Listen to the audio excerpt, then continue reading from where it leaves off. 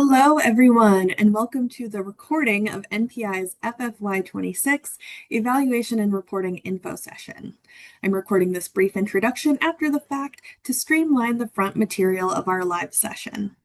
Now, today you'll hear first key updates for FFY26 reporting and evaluation, followed by an overview of NPI and CDPH's SNAP-Ed Defunding Impact Project. The structured portion will run for about 30 minutes. After that, we transition into an open Q&A and office hours segment where we answer participant questions. If you have any follow-up questions about the content presented in this video, please reach out to us through our TA email inbox. Thank you. So with that, let's jump right into evaluation and reporting updates. So to kick us off, I'd like to give an overview of the status of all of our NPI-supported evaluation projects in federal fiscal year 26. LHDs are required to report FFY26 activities into PEARS quarterly and participate in scheduled data quality processes. We'll dig a little bit more into what the rhythm of this will look like in subsequent slides. Assessment questionnaires, so SLACs and OAKs, are not required evaluation activities in FFY26. However, CDPH and NPI do suggest completing final SLACs and OAKs to demonstrate accomplishments and aid in sustainability planning. So please submit all assessment questionnaires that you plan to do into Survey 123 by March 31st, 2026. LHD activity checklists will not be collected in FFY26 at all. Next, IOE, or Impact Outcome Evaluation, is not a required evaluation activity for 26, and the EAT survey will not be collected. Similarly, Adult Direct Education Evaluation is not a required evaluation activity for FFY26, and adult surveys will not be collected. So this information is, of course, available on the slide, but it is also available on our website in case you want to reference it in the future. I'll hand it right over to Carolyn now. Hello, everybody. So our PEARS reporting timeline is a little bit compressed this year compared to past years because our entire year is a little bit compressed. So FFY26 activities began on October 1st at the beginning of the fiscal year, and our PEARS reporting year began on November 1st, which was a Saturday. So hopefully nobody was in PEARS on Saturday, but you may have started reporting this week. And we are here a couple days later on November 5th. So some of you, I have seen a few PEARS reports trickle in this week. So some of you may have been in PEARS, but that's fine if you haven't been. You may learn a few new things here today. So that's great. PEARS will close on March 31st. So obviously a few months earlier than normal. And LHD activities will end on April 30th. So obviously there's a gap there when PEARS will be closed, but you may still be implementing some of your activities. What that means is that you will need to wrap up your PEARS reporting with what we're kind of calling pre-reporting your activities. You will need to anticipate everything that will happen in April and get that reported into PEARS ahead of time. Now, hopefully there's not going to be a whole lot going on in April that you're not able to report ahead of time. You're probably not going to be doing a lot of direct education at that point. It's going to be wrapping up those final PSC activities. Maybe you'll have a coalition meeting. And if you're not really actively reporting meetings, there's not a lot of detail left to report. So hopefully that's not going to be a big deal to report everything in March. And you may not even have anything really active happening in April, depending on the way that your closeout activities are happening. But in any case, that's just something to keep in mind to make sure you have everything reported by March 31st, regardless of what that actual end date is for your LHD. Our team will be actively working during April to wrap up PEARS data cleaning. We will have access to edit activities in PEARS during April. So if you find that you had something that was not quite right, that maybe you tried to anticipate pre-entering it in March, but something needs to be tweaked, our team will have access to do that. With that in mind, let's talk about data cleaning and QA/QC on the next slide. So we will have 2 rounds of QA/QC rather than the normal 4. It will be approximately quarterly, but not exactly. So the first round of QA/QC will be in January at the end of the first quarter. And it will involve reviewing all of the data entered from November 1st when pairs opened through the end of the first quarter on December 31st. We will release the typical issue file that you're used to on January 12th and anticipate that you will all resolve those issues by the end of January. We will do our second round of QA/QC in March with data entered all the way through March 15th. We are going to do this really rapidly and release issue files 1 week later on the 23rd. And again, with a very rapid turnaround, hoping that you will resolve those by March 31st, which again,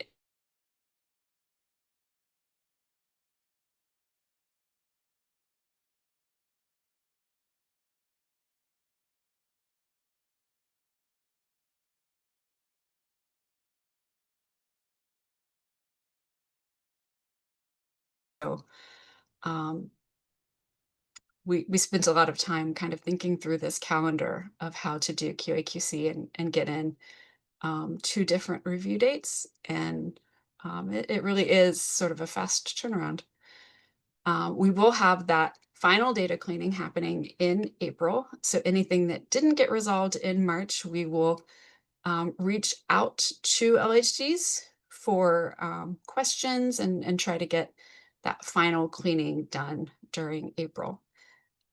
And that is also a time when, again, you can also reach out to us and say, hey, we realized that this isn't quite right, either because something pre-entered wasn't accurate and something changed with the activity that was actually implemented in April, or because you realized that you made an error, or we identify an error in our review. So all of that will be happening in April. And that is what QA/QC and data cleaning activities will look like for this year. Okay. Pairs technical assistance for this year will actually look pretty normal. We will continue to be available for one-on-one TA through the mailbox that you're used to using through Evaluate SnapEd. So please continue to contact us as you normally would. We will also offer 2 office hours in addition to today. And these are scheduled in conjunction with those QA/QC dates, one in January and one in March. And those, we have not set up the registration links yet, but you can go ahead and add those to your calendars on the dates seen here. These are also already posted on our website. So if you don't jot those down now, you can come back to our website later to get those dates. Okay, so let's talk about a couple of changes.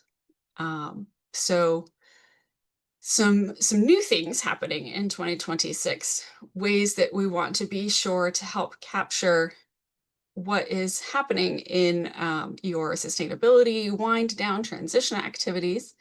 One is that we have been working on developing a sustainability module within the custom pairs module feature that Canopy has been working on. With an asterisk here, we're not 100% sure that the custom module feature will be available to us in time to do this in pairs. So if that is not the case, we may use a different data reporting process like a Qualtrics survey. So that is TBD. Hopefully it will be within pairs, but there's a chance it won't be. But we will use language today as if it will be in pairs. So we are going to continue to call it a pairs sustainability module today. And something else we are working on for you is some guidance on reporting train the trainer activities in pairs. And let's talk a little bit more about what those two things are going to look like. So the sustainability module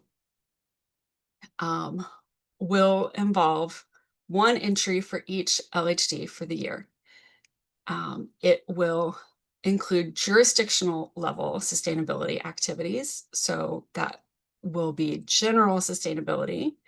It will include things like those train the trainers and things like identifying and applying for funding. And if these activities aren't relevant to you, the question is simply going to be, did your LHD conduct trainer activities, yes or no? And if you say no, then you move on.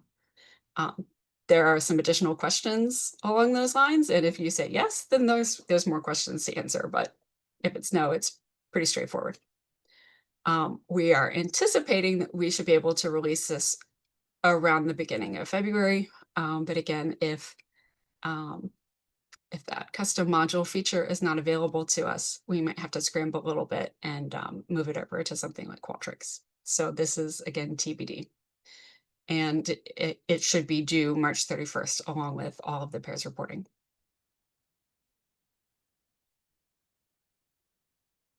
Okay, in terms of reporting train the trainer activity in pairs, again, with that asterisk that the sustainability module may move out of pairs as needed. There are really three ways that this could happen. And it really depends on what kind of activities you are doing.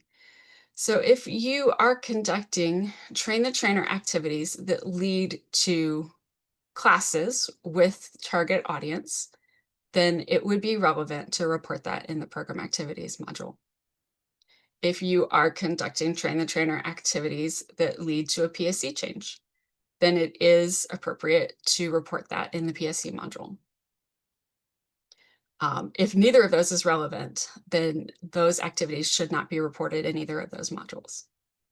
However, all train the trainer activities should be reported in the sustainability module that we are developing. So those are the three instances when we would like you to report train the trainer activities in pairs, or asterisk some other survey method. And if you have questions about program activity or PSC module train the trainer activities, we have our subject matter experts here, Janice and Evan, to dive into more details on that. We are also, again, like I said, developing more guidance around this that we hope to release soon.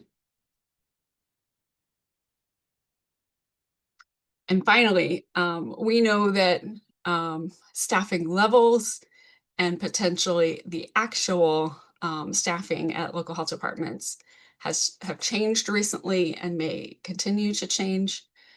So we would just like to get a pulse on how that may impact the support that you have for pairs reporting. So we just have a quick poll so that we can anticipate the support that you may need from us.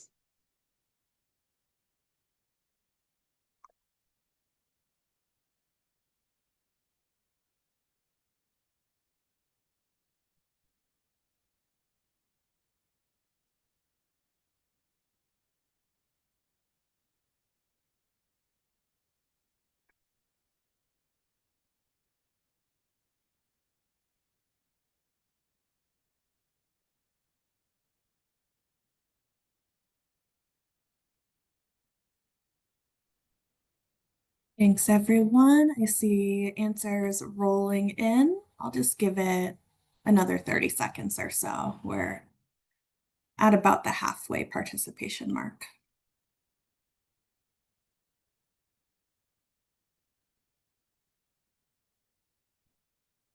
And I see enough yeses. We'll continue to let folks respond. Actually, it looks like people have.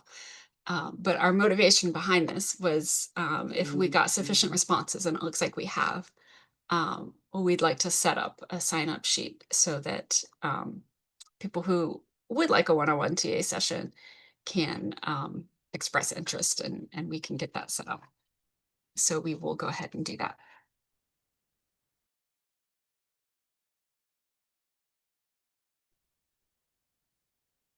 All right, this time I'll hand it right over to Amanda. Thank you, Thank Amanda. you, Summer. Good morning, everyone. So I'm here just to share a few quick slides with you about the SNAP-Ed Defunding Impact Project, or SNAP-Ed DIP as we're calling it. This is an assessment of the impacts felt by all of you, California's local health departments, and all of your community partners. So what is the purpose of all of this? So what we really intend to do with this is capture the impact of defunding SNAP-Ed on, as I said, all of you, your community partners, and your actual community members. So some of the things that we want to know whether and how work that was previously supported by SNAP-Ed will continue, and what sort of remaining infrastructure you have to continue this kind of nutrition and physical activity work. We want to hear from you what the anticipated impact will be on your community members' health. And we also want to hear about what you would like to see in a re-envisioned nutrition and physical activity promotion program for the future. So we really want to capture all of this in an effort to support your efforts locally to secure additional funding and resources so that you can continue this kind of programming, and for advocacy for both state and national support for new nutrition and physical activity programming. Next slide. So we're going to use sort of two different arms to this project. We've got the local health department side and then the community partner side. So with all of you local health departments, what we want to do is conduct some semi-structured interviews. So we're going to take a sample of you, selected really to be representative of funding tiers and regions. And then the other part will be hearing from your community partners through an online survey. So this will include FFY25 partner organizations, both program delivery sites and other key partners. This survey will be primarily quantitative, but will have a couple of qualitative questions. Next slide. And so our ask from you, so what we are hoping your role will be, first and foremost for the LHD interviews. If you are chosen as part of this sample, we'd love for you to allow us 60 to 90 minutes of either a single member of your local health department or a small team's time for one of these semi-structured interviews. And then we also need your help with the community partner surveys. So we would like for you to provide contact information for those FFY25 community partners, and we will provide you with a list to populate. Next slide.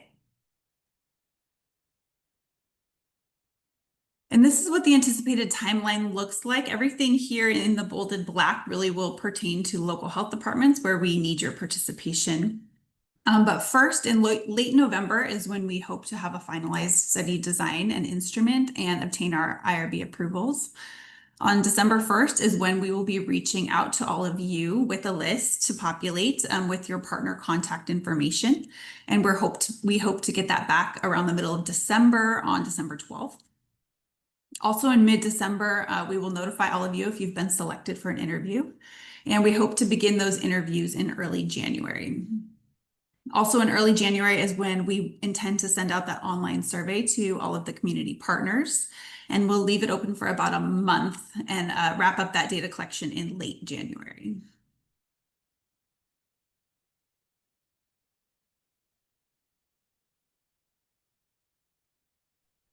And look at that. We are through our prepared content for the session, just a few minutes ahead of schedule.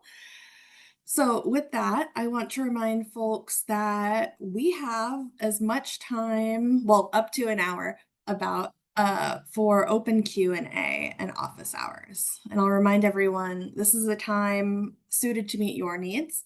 We can return to a slide if you have questions about specific content, or if you have a question that you would normally bring to office hours about a specific reporting situation, we can also address that. So I am going to keep sharing my screen shortly in case we have slide related questions up top, and open up the floor. It looks like we have a question in chat now for Amanda. Will the partner surveys only be from the LHD selected for small team interviews? That's a great question, and I should have mentioned that. No, we will be asking all local health departments, not just that sample that will be interviewed, for the partner information.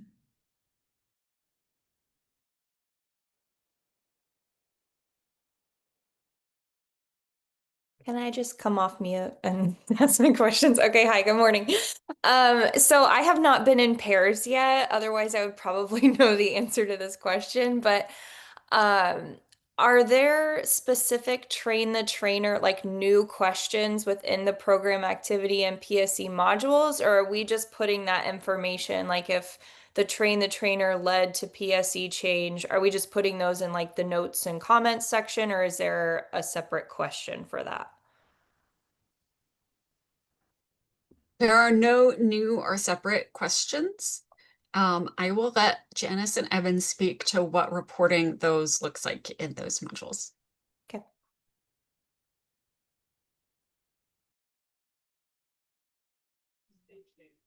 I can go first. Let me know if there's too much background noise.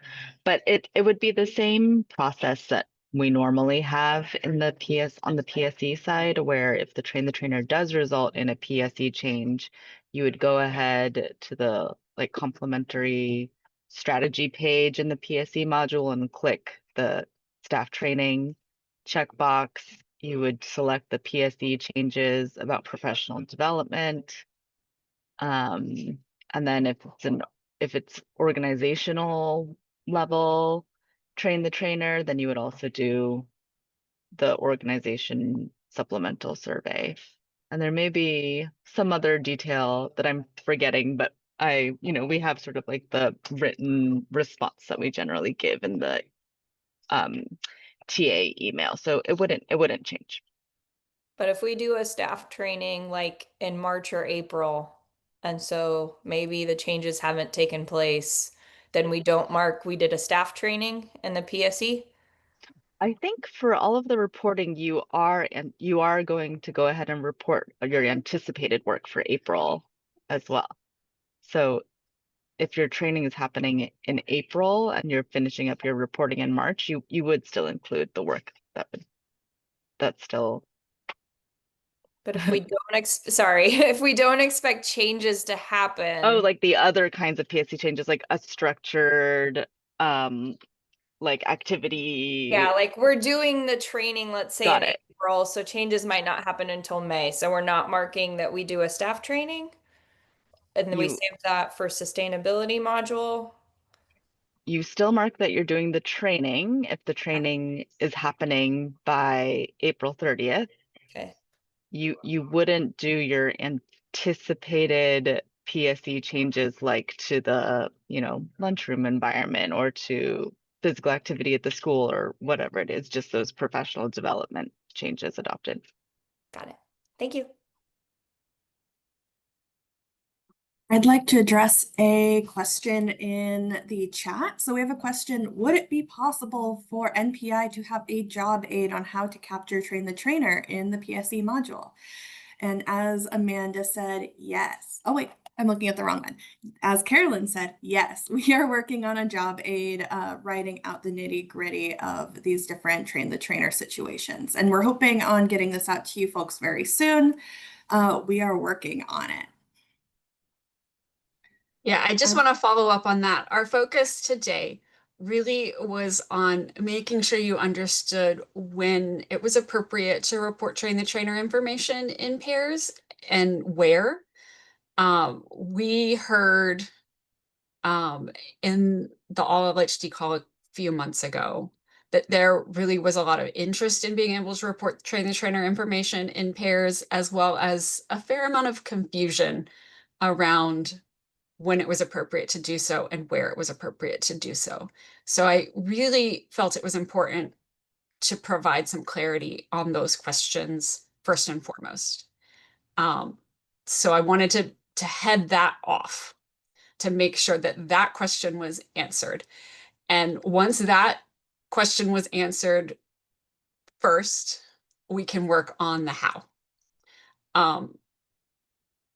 We really wanted today to be a high level information session and not a training. So we will get you the nitty-gritty. It's coming. We haven't had time to get all of that information on paper yet, but we are definitely working on it. We are still in the weeds of reporting all of FFY25. We are not as deeply into FFY26 as we would like to be, but we're working on it. And Carolyn, yes. Oh, sorry. Go ahead. We haven't completely answered Jenna's question. We haven't touched on the program activities yet, so I wanted to give Evan an opportunity to speak to that as well.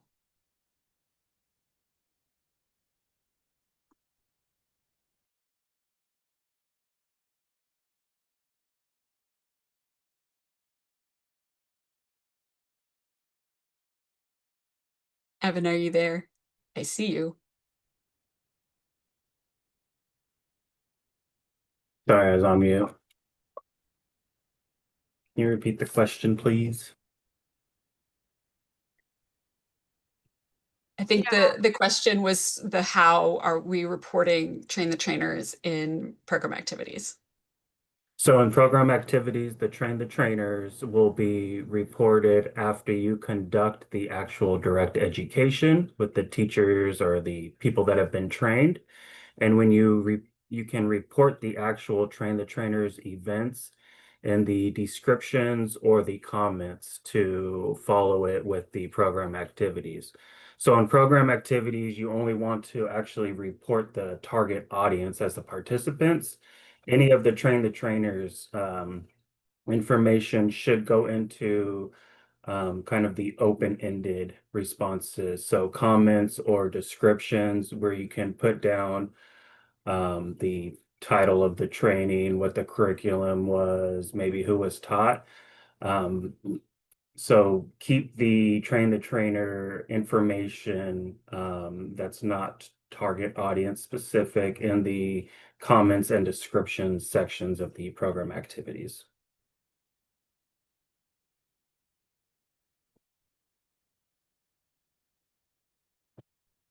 Can I ask a follow-up question to that? Is it Yeah. okay? Yeah. Thanks. So, hi, it's Dale from Alameda County. If the training leads to a PSE, the trainer, is it okay to just put everything in the PSE module and not necessarily do the program activities, to just lay it out in the PSE one? Or do we have to do you want us to do program activities as well? Because it's all leading to the PSE, but can we do it as a PSE for that, because that's leading to our sustainability? I don't know if there's a activity to click in the PSE module for train the trainer though. Maybe that could be added there. I don't know, just a possibility instead of doing both. So Or Dale, if you want us to do both, we'll do both, but if a class happened, if there's something that's reportable in program activities, if you're doing classes with the target audience, that needs to be reported, right? Whether you okay. add the comments that Evan's talking about the train the trainer there, that's optional. It's helpful information, but I don't think we necessarily need it. But we want to log it as a PSE. So then that means we don't log it as a PSE? No, that's not what I'm saying. What I'm to get at your question, and I'll let Janice answer more on the PSE side of it. But in terms of do you need to report the program activity piece? You need to report the classes as program activities. Okay, great. That part, yes. Do you need to report the trainer part in program activities? The comment part is optional. Okay. Okay. But if a class So- happens, that you need to report. Okay. So if direct education is happening, you need to report the direct education. Whether you add a comment about there being a train the trainer that led to it, I'll leave that up to your discretion.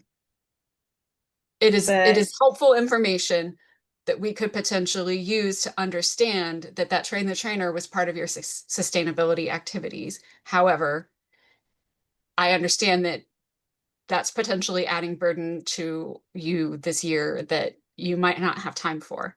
And we're hoping to capture that in the sustainability module as well. So it Oh, may just I see. So we may not put it in the PSE module, we'll put it in the sustainability module. If it's leading to a PSE change, we do want you to report it in the PSE module.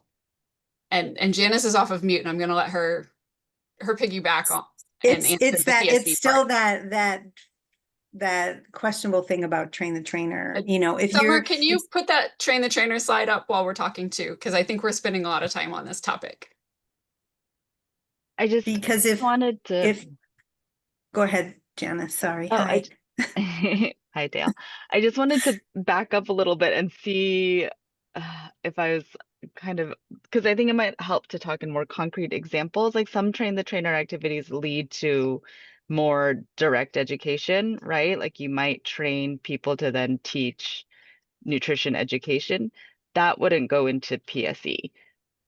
But if you're doing train the trainer that like let's say you're doing it across all of the, I don't know, like lunchroom monitors for a school district and it leads to some sort of change in the meal environment, then that would be something that you would report in PSE. So it kind of depends on like the end result of the training. Right. But if the training's like teaching teachers to actually do the work in the garden, to sustain the gardens, so, you know. And that would be a PSE entry and not a program activities entry. Okay, good. Even though they're getting training and they're teaching, part of it is, okay, so they're teaching the teachers and the kids some direct ed, but through that also, then there's the piece of training the teachers. So that's the PSE, is training the teachers to work in the garden. Right. So they But the garden. right. And the part of the class where you're teaching the students, you know, content, that part is still direct ed. Because Okay, you're reaching the students, but you wouldn't report right, the teacher part in the indirect ed. right. Got it. Yeah. So that's all the same. Okay, so we should do both if they're teaching both as an example. Thank you. I think just to stay on the train the trainer topic for a second, I'd like to call out a question in chat. Will funding for a third-party training count as TTT? And I see, Carolyn, you just replied in chat. Would you like to vocalize? Yes, this is really part of a bigger question. So, and I tried to phrase my answer in a broader way. Generally speaking, when you are implementing activities as part of your grant from CDPH, or when you fund activities to a subcontractor, or you train someone in your jurisdiction to implement an activity, as anything that trickles down from the local health department into your jurisdiction that's supported by your CDPH grant to the target audience through one of these mechanisms, a subcontractor, a partnership that goes to the target audience, that's something that counts and you should be reporting, whether it's a PSC or DE or IE. If it's coming through you as the LHD. Rosemary's question about Leah's Pantry in-person training of local partners. It's not clear to me what the path is, so I'm not sure how to answer that, because Leah's Pantry has all kinds of other contracts within CalFresh Healthy Living, so I'm unclear that example. I But know. if the path is CDPH to you to Leah's Pantry, then yes. If the path is CDSS to Leah's Pantry then no. Yeah, it would be an example where we would work with Leah's Pantry to come into town to do a train the trainer on one of their curriculums, let's just say food smarts. And because a local partner wants to begin teaching classes with the families that they serve. And so if we kind of helped, make that connection and schedule, and doing the logistics and bringing Leah's Pantry into town to do the training, we could count that within pairs, correct?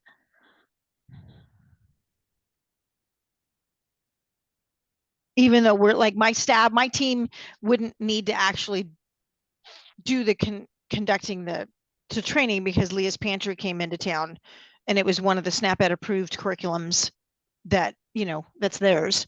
But if I they might clarify with Leah's Pantry how they see themselves, like what role they see themselves filling before you report it. Are they coming in on their CDSS budget or I see. because Yeah, go ahead. they are statewide training. So are they just Yeah. coming in as statewide trainers to do that, or did they see themselves coming in on your behalf directly? For me, well, I think it would be statewide training. If they're coming in as statewide training, then I wouldn't report it. Oh, okay. Because that's just what they do. Yeah, but if it's because of our funding and our connection to them. But you're not funding them. CDSS funded them and they train everybody. So what would be an example if we would count it? So someone that your county funded or someone local that you brought in on your own. Okay. So like, for example, when we hire a catch trainer to come in for a 3-day training, that is used with CDPH funds. So we're going to count that as a train the trainer because that's coming directly from the CDPH grant versus CDSS funding or something like that. Right. I know it's fuzzy and a little, perhaps a little odd, but that particular example was a flag for me. I know. Okay. Yeah, we may have this opportunity to do something like that. And I still need to meet with our partners to find out exactly what they want. And but if I have any questions, I'll reach out to you guys to kind of make sure I'm reporting things correctly. So generally speaking, I would report more than less. That was just a very specific example that I would not. Yeah, I tend to do that because, more information, the better. If you don't, you just can always if it's too much fluff, you just skip over. There was a question, I don't want to, if somebody has a question they want to ask, but there was a question above that was sent to me directly that I wanted to cover because I think there may be more people with this question that didn't ask. But it was asking how the custom sustainability module is different from the PSC sustainability module. And the content will be a bit different. But aside from that, the PSC sustainability module asks questions about a specific PSC site. And the custom sustainability module is intended to ask about jurisdictional level sustainability. And I don't want to get too in the weeds about the content here, but just as an example around train the trainer, because we have talked about it so much already. The kinds of questions that we're looking at asking beyond, for example, yes and no, whether your LHD even had any train the trainer activities for the year. If you answer yes, a question would be, were these train the trainer activities related to PSC or not? Were they related to DE or not? This is asking broadly across your entire LHD.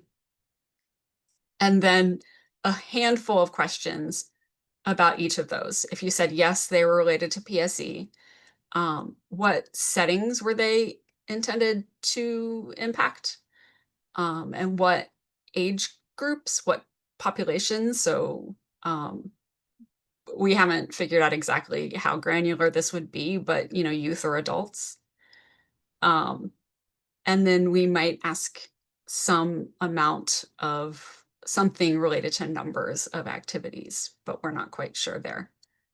And that's really it for Train the Trainer, just trying to get some sense of what kind of Train the Trainer activities were happening across your entire jurisdiction for the year. So that's the kind of thing that's being asked, which I think if you're familiar with the sustainability questions being asked in the PSC module, that's fairly different, right?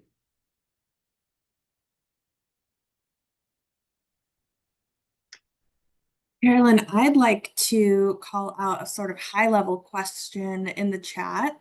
Will LHDs be able to access or retrieve final pairs FFY26 datasets for their own records? Yes, the answer to that is yes. I do not know the final date that they will be available through. We should get an answer to that. Miranda, do you know? I know that CDSS has the contract through the end of this fiscal year, but I don't know about like permissions being changed, Carolyn. Okay. But I would say through September is my guess. Okay. Yeah. So in terms of permissions, it may be sooner than September. So certainly through that April 30th date, I would think it would be a safe bet.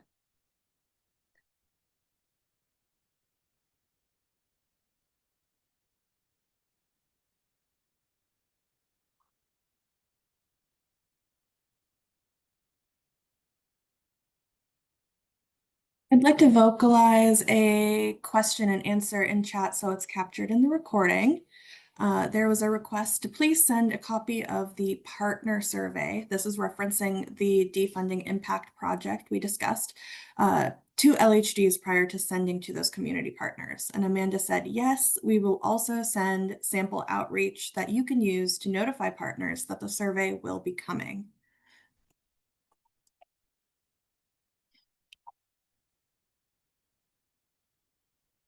And I think at this point we are just about caught up in chat, so folks are welcome to continue to populate the chat with questions or come off mute. Hi, it's Dale again. I hope it's okay. And thanks, Amanda, for answering that question about the survey. I appreciate that about the partner survey, just so we know what they're going to be asked. And if we need to maybe meet with them ahead of time, it might be helpful if you're okay with that, first of all, just to make sure that they're accurately giving you the information you need.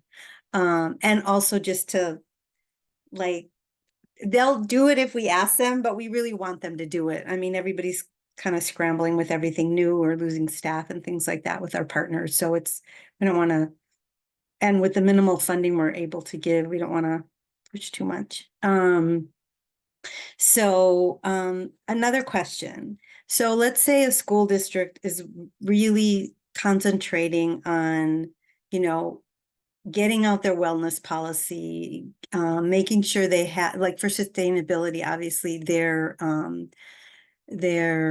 newsletters, things that, with doing IOEs and Slacks and everything else, everybody was really busy, but now with the funding, they want to concentrate on, refining and communications, their garden sustainability, how they're getting plant starts to all the schools to, it's amazing, what some of the school districts are doing. So they might not have everything developed between now and December. So do I start reporting that in the PSC module, or do we wait till the sustainability module? Or is it, if we have to do both, should I just wait to report till the spring where there's a little more to report? Or do you want me to, I guess this is a Janice question, or do you want me to get it in there before December so at least you know what's happening? Because some of that is happening, with the food bank too. Yeah. Yeah, if this is for a specific site or organization, like in your example, school district or food bank, then you can definitely start doing that in in your PSE reports. The sustainability module that we're talking about, that we're working on developing, would be for your, like for Alameda County. So Oh, got it. Oh, yeah. okay. Okay. Okay, good. Okay, this is good. And even if there's not definite, but we know what they're working on, I'd rather get things in instead of scrambling at the last minute anyway, and that way you Yeah. know what's happening. Okay, good. This is great. Thank you. Thank you so much. It's very, very helpful. Yeah, I no problem. also want to add, I didn't emphasize this enough. We said it, but I didn't emphasize it. The expectation continues to be that PEARS reporting is happening quarterly. So that means that if those activities are happening in the first quarter, if they're starting to happen, that you should be starting to report it in the first quarter. So if those schools or the food banks or any of those things are working on PSE efforts this quarter, get that reporting in before the end of the first quarter. Even if it's just a little bit of activity, get that little bit started. And we will start that QAQC in January on that little bit of reporting. Even some indirect ed, do you want that? Because I mean, I don't know. If it's happening. Oh, okay. Okay. I think I didn't get the impression that you wanted some of that indirect. Okay. So I think the impression you're probably getting is that there's not necessarily encouragement of doing indirect, but if you're doing it, please report it. Okay. That I didn't get. I don't know if anybody else did. I kind of thought, don't worry about indirect. Okay. Okay. I've got some work to do. Okay. Whatever you are actually implementing, please report it. Got it. Okay. Thank you so much for clarifying that. Yikes. Oh, it's okay. Not a big deal. There's certain things that You know unfortunately what? aren't happening. PEARS only opened 4 days ago. You're not behind. I suppose, well, to be honest, I'll tell you that we are scrambling to build a database. I'm sure other LHDs are doing that. We are scrambling to build a database with our IT folks to capture the work that we do, because thank goodness we have some funding to keep going, at least till July, then who knows. But so it's nice to have a placeholder for that. So actually this is good news. So thank you. Thank you. I didn't want to put stuff in if you guys were like, nah, we don't want all this. We've got to clean it up or whatever. Okay, this is good. Thank you. Thank you. I'm really glad that you're having this meeting. Super helpful.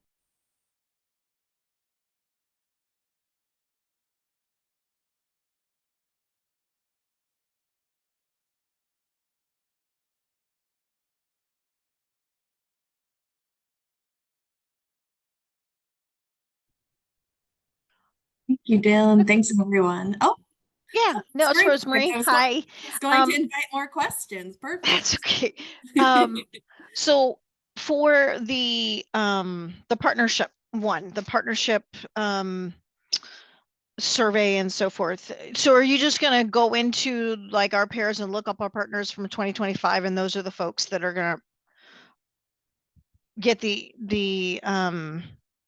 survey, or are you going to kind of work with us to identify certain partners? I'm sorry if you guys explained it and it didn't sink in. We were a little vague. Yeah, we will be using pairs. Okay. We will be using your direct education PSC Mhm. delivery sites along with partners from your partnerships module. Okay. And we will also ask you to, if there is anyone that is not a direct delivery site that you think should be reflected in your list, please Okay. do add it. Okay. Sounds good. So once I get the list, I can look at it and then I could respond back with additional people if I think, okay, that sounds great. Thank you. Yep, absolutely.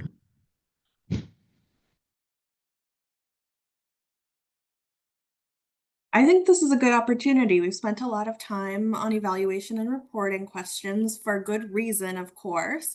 I'd like to invite more questions about the DIP project. LHDs will have received an email from CDPH about the project. So many of you probably had a little bit of an idea of that this was going to happen coming in today, but this is a great opportunity to ask Amanda and Miranda, our leads, any questions you might have. Yeah.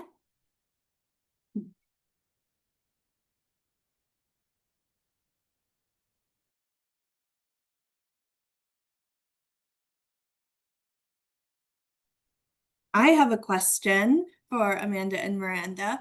I know we're still sort of in the early phases of this project, but would you like to share out when we're thinking that findings will be disseminated and what form we're thinking those findings will take? Even if this might shift a little bit over time. I will touch on the when, and then I will let Miranda take over the what. We haven't I talked about that too much yet because we're sort of scrambling to get this up and moving. But our hope at this point is to disseminate findings by end of June, when NPI's contract concludes.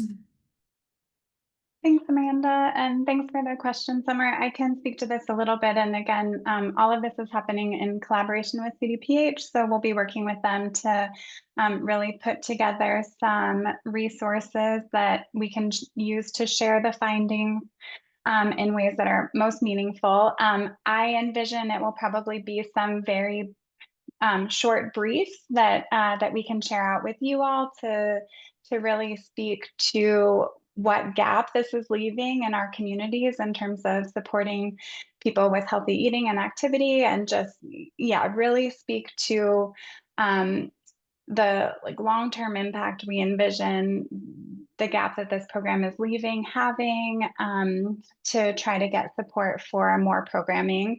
And it might take different forms, but I envision it being some briefs that we can use locally. We'd like to share briefs with the National SNAP Ed organization, ASNA, which has committed to staying active and either trying to bring SNAP Ed funding back or try to find some other national funding mechanism. So we want to share it with you all, and also national organizations. And if we have the capacity, we'd love to have a peer-reviewed paper just to capture this moment of, rapidly winding down a 30-year program and what that looks like in the state where the majority of funding has gone. So I think that we can make a really valuable contribution in sharing what this looks like in California. But Jenna, did you have a question or comment about that? I'd also like to hear from you all, like what would be useful for you all to use this information to get resources in your community. Yeah, I'm really looking forward to the final report based on all the interviews and surveys. Unfortunately, I probably won't be with the nonprofit I'm with now in June. And so I'm just wondering, I think many people will be in that situation if we can just email NPI ahead of time and be like, here's my personal email, please send it to me, or what the best practice for that would be.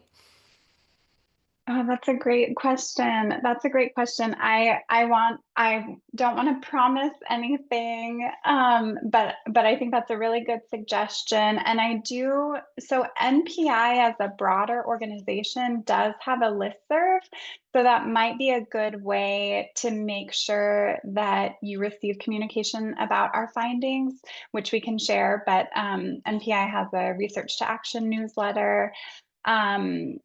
Because we all don't necessarily know the future of how long we will be at NPI after the SNAP Ed funding ends.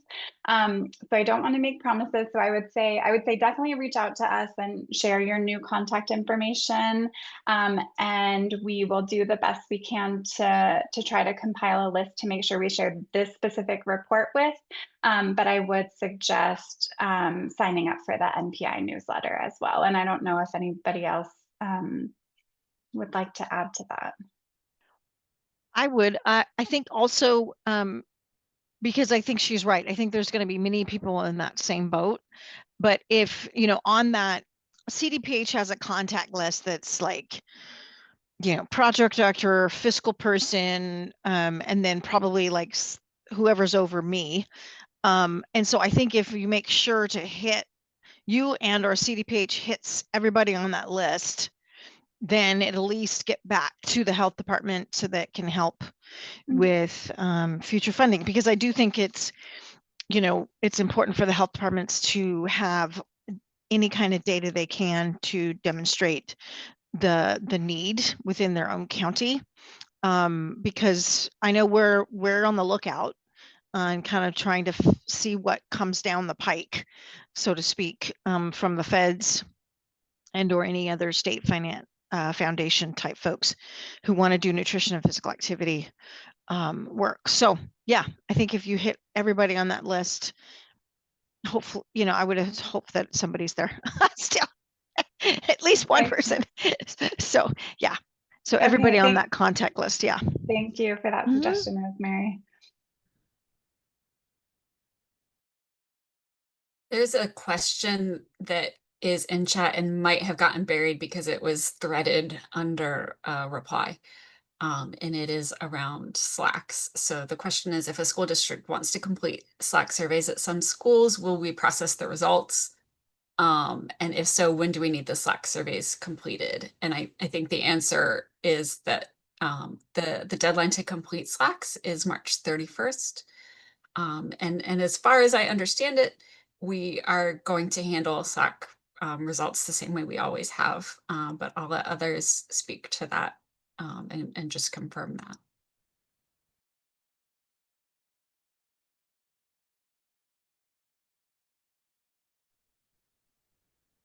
So through that time, we're looking at our automations, providing each location with their response summary and the score.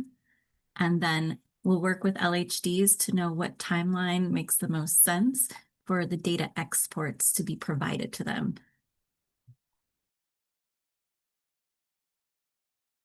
Thank you.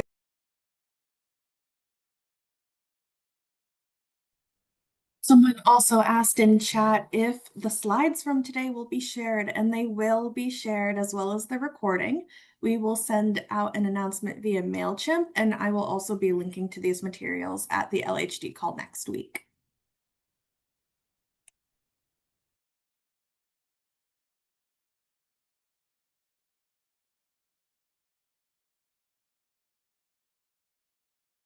It does seem like folks are dropping off at the 11 o'clock hour who may have had 11 o'clock meetings, but we are scheduled until 11:30 because we knew with the info sessions starting, we normally hold hour-long office hours and we wanted to have plenty of time for questions. So we are here until 11:30 if you have more questions, and we're happy to stay if you have time.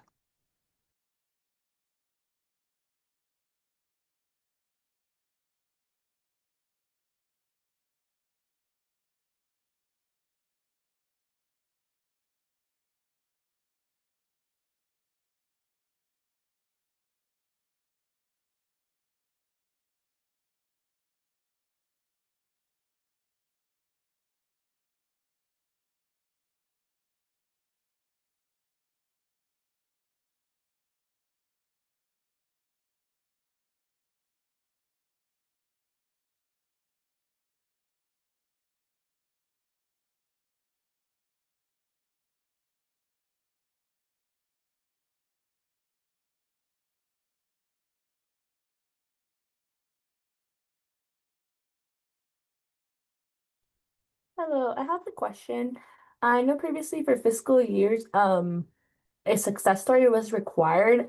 Is it required this fiscal year or just recommended?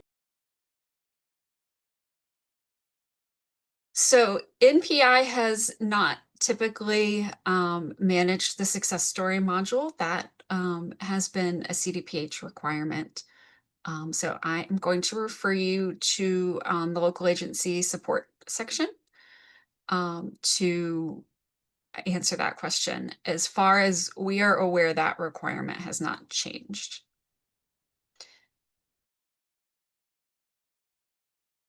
Thank you. We have a question in chat that asks, When will info migrate to our other website? The other website being the NPI main website. You folks are probably familiar with our 5 project-specific websites.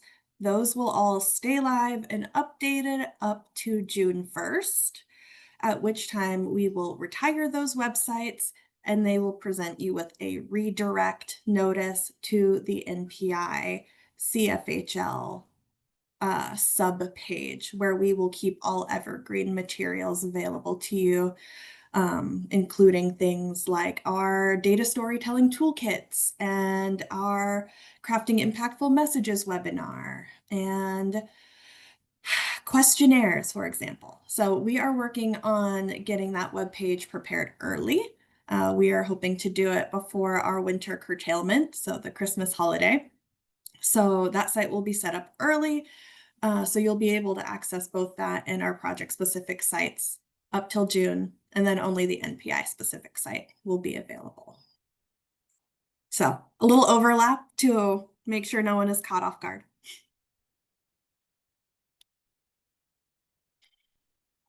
We will also send reminders that this is happening via our listserv once we get a little bit closer.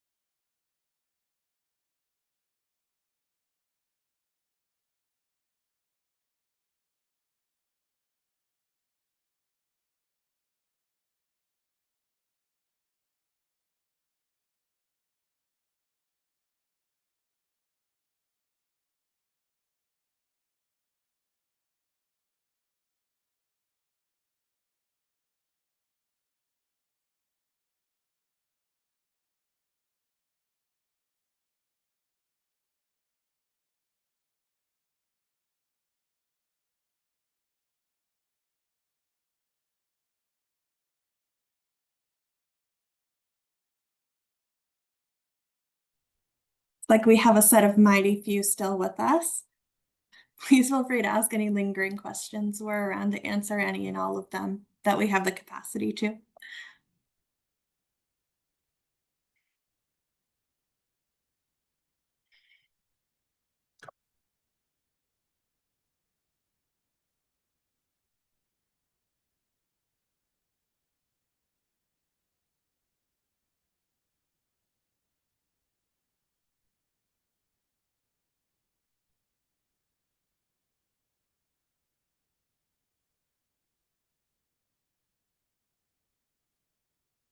Rosanna, Chris, Melissa, so nice to have you on the call today. Thank you for joining us.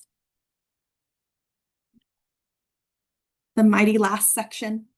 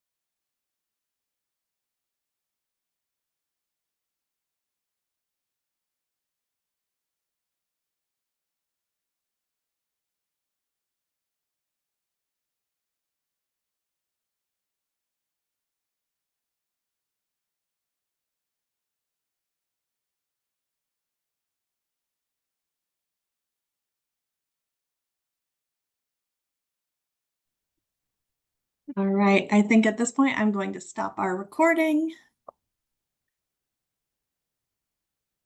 and say goodbye to those watching this recorded in the future.